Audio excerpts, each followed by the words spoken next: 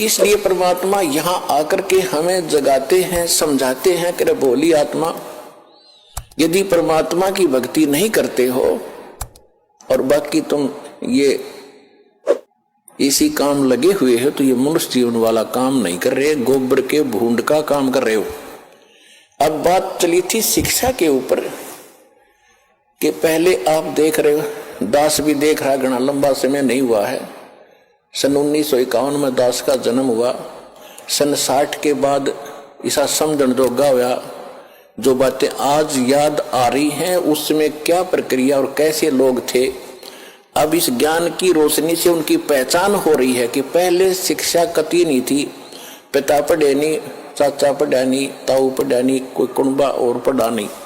पहले का हमारे से पढ़ाई शुरू हुई थी, उसमें बहनों की बेटियों की पढ़ाई नहीं कराते थे, तो उसमें कितनी शांति थी, कितना एक आचरण अच्छा था, कितना प्यार था और कैसा एक दूसरे की शर्म लिहाज होती थी। बड़ा व्यक्ति चाहे किसी भी दूसरे गांव के दूसरे कोने का भी क्यों ना होता, अगर बच्चे थोड़ी बहुत शरारत कर रहे होते तो उसको देखते ही बंद हो जाते, भाई ताऊ आ गया। अरीब अब ताऊ चाहे कितना घूमो, गुटी लाकर गलियां बैठे रहे और कितना व्यवहार बिगड़ गया। माया माया चाहिए, ना भाई बहन का प्यार, ना कितने रिश्तेदारी में लगाव रहा। विवाह पीछे होता है और मुकदमा कोर्ट में पहले जा लेता है।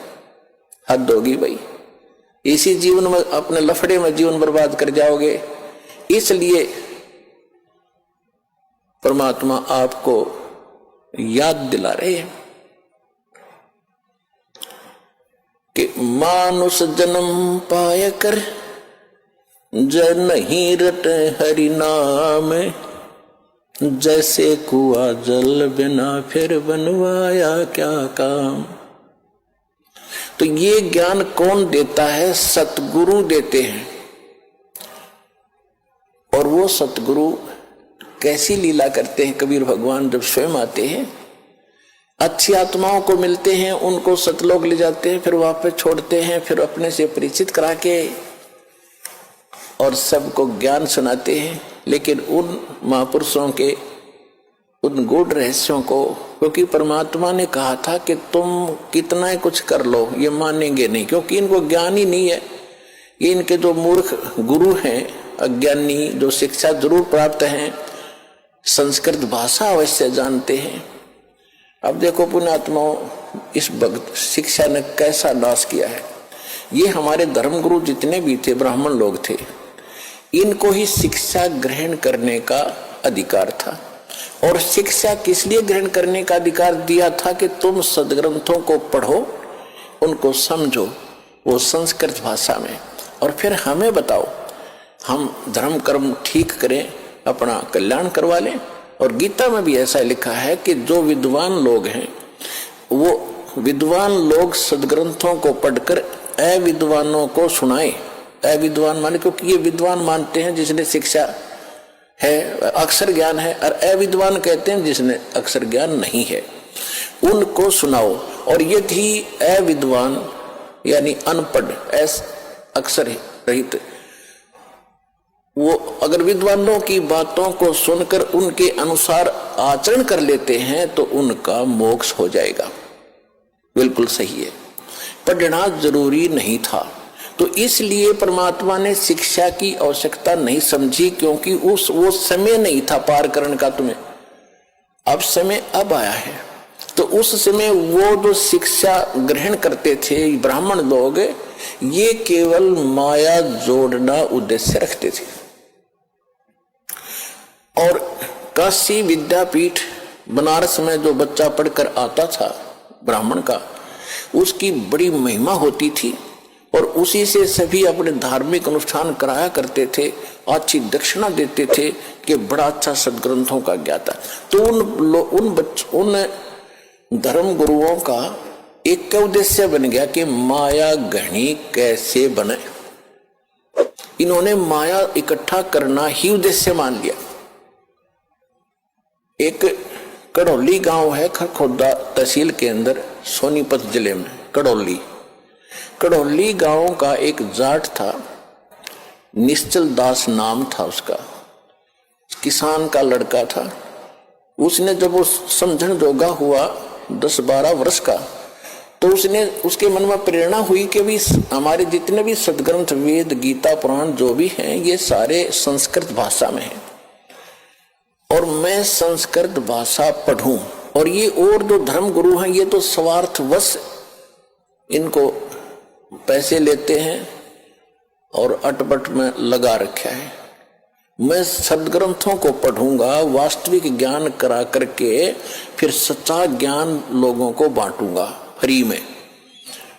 तो इस उद्देश्य से उसने बनारस काशी विद्यापीठ में प्रवेश पाना चाहा शिक्षार्थ। तो उसके सामने एक समस्या आ गई कि वहां केवल ब्राह्मण के लोग बच्चों को ही, ब्राह्मणों के बच्चों को ही प्रवेश मिलता था। उसके लिए गांव से नंबरदार होते थे, सरपंच नहीं होते थे, उनसे लिखवा कर ले जाना पड़ता था कि इस गांव का ब्राह्मण का पुत्र है, उसको प्रवेश मिलता था। तो उसने एक नंबरदार ऐसे ही अशिक्षित होते थे, उसने आप पे लिख लिया कि ये निश्चलदार पुत्र फलाना गांव कड़ौली और ब्राह्मण का बेटा है, उसके दस्तखत करा लिए, वो प्रवेश पा लिया। प्रत्येक कक्षा में प्रत्येक वर्ष सबसे टॉप में आवे, संस्कृत भाषा सीख ली, बहुत अच्छा। जब शिक्षा पूर्ण करके वो चलने लगा तो जो प्रिंसिपल था वहां का, बनारस का जो ब्राह्मण प्रिंसिपल था यानी मुख्य अध्यापक था, शिक्षक था, उसकी एक कन्या विवाह के योग्य थी, युवती थी।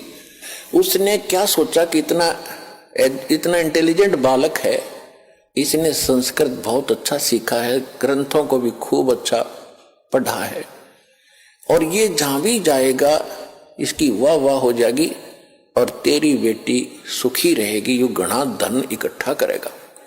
इसलिए उसने मन बना लिया कि इस बच्चे से अपनी बेटी को ब्याह दूं, विवाह कर दूं। जब वो निश्चल दास गया उसके पास,